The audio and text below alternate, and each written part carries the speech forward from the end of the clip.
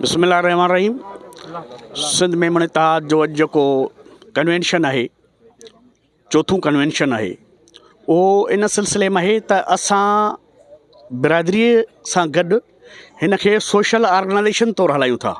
त जीअं सॼी सिंध जे माण्हुनि जी निशोनुमा करियूं, उन्हनि जी ख़िदमत करियूं ऐं फलाह ऐं बहबूद खे तरक़ी ॾियूं। उन लाइ असांजो पहिरियों प्लान इहो आहे त असीं सॼी सिंध में एम्बुलेंस सर्विस, जंहिंमें मटियारीअ में, सईदाबाद में ॿियनि दोस्तनि वरिती आहे, इहो सॼो सिलसिलो कयूं। उनखां पोइ लेबॉरेटरियूं जेके आहिनि जिन में माण्हुनि सां वॾा मसइला आहिनि, उन टेस्टुनि जा ॿिया थिया उहे करायूं। उनखां अलावा जेके नंढियूं काटेजिस फैक्ट्रियूं आहिनि, उन्हनि में जेके मेमन बिरादरीअ जा जेके बिज़नेसमैन आहिनि उन्हनि खे गॾे ऐं उन्हनि ते नंढियूं नंढियूं फैक्ट्रियूं हणाइजनि त जीअं माण्हुनि खे रोज़गार जा ज़रिया मिलनि। उन सां गॾु सिंध जा या मसइला जेके आहिनि असांजे धरतीअ सां, वतन सां आहिनि, जेके असांजा फंडामेंटल राइट्स आहिनि, जिन ते असीं का बि सौदेबाज़ी नथा करे सघूं, त उन ते असीं पंहिंजो आवाज़ु बुलंद करियूं। जीअं सिंध जो पाणी आहे, सिंध जो नाणो आहे, सिंध जूं ज़मीनूं आहिनि, सिंध जा वसाइल आहिनि, उहे सिंधी माण्हुनि जो हक़ु आहिनि। उन करे असां जेको असांजो सोशल ऑर्गनाइज़ेशन आहे, बिरादरी जी ऑर्गनाइज़ेशन आहे, उहा अवेयरनेस, सचाई, सुलह, मोहबत ऐं भाईचारे जो जेको दर्स ॾियण जे लाइ ऐं माण्हुनि खे मुनज़िम करण जे लाइ, माण्हुनि में शऊर पैदा करण जे लाइ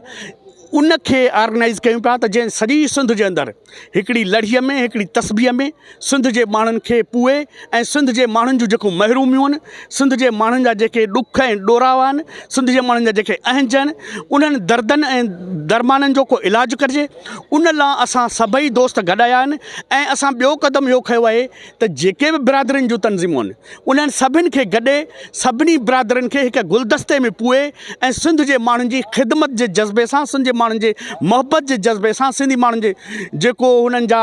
फ़राइज़ आहिनि उहे ऐं उन्हनि सां जेके मसाइल आहिनि उन्हनि जो, छो त हिकिड़ी बिरादरी या हिकिड़ो माण्हू या हिकिड़ी तनज़ीम हासिलु नथी करे सघे, पर उहे गॾियल मसइला आहिनि, एॾा वॾा मसइला आहिनि जिन ते ताक़त जी ऐं वॾी अहमियत जी ज़रूरत आहे। उन्हनि खे गॾे असां हिते हल करणु था चाहियूं। उन सिलसिले में अॼोको जेको कन्वेंशन आहे उहो ब्रेक थ्रू साबित थींदो ऐं सॼी सिंध जे अंदरि असां सॼी सिंध में वर्कशॉप, माण्हुनि खे मुनज़िम, माण्हुनि खे पंहिंजा राइट्स, इंसानी हक़नि जे हवाले सां जेके वायलेशन थियूं थियनि, हिते जेको ॾिसो था त सिंध जे नियाणियुनि सां जेके बेवाजिबी थी थियनि, कारोकारीअ जा मसइला आहिनि, ॿिया मसइला आहिनि, औरतुनि जे हक़नि जा मसइला आहिनि, उन्हनि सभिनी ते असांजो इहो नुक़्ते नज़र आहे त हिते कानून जी हुकुमरानी क़ाइमु कई वञे ऐं कानून जो राज क़ाइमु कयो वञे, जस्टिस क़ाइमु कयो वञे। सिंध जे माण्हुनि खे हक़ ऐं सच जी जेका आहे इंसाफ़ जी तक़ाज़ा ॾिनी वञे त जीअं माण्हू पाण खे सिक्योर सम्झनि, पंहिंजो हक़ु सम्झनि ऐं सिंध जा माण्हू पाण खे अकेलो ऐं निधण कोन सम्झनि।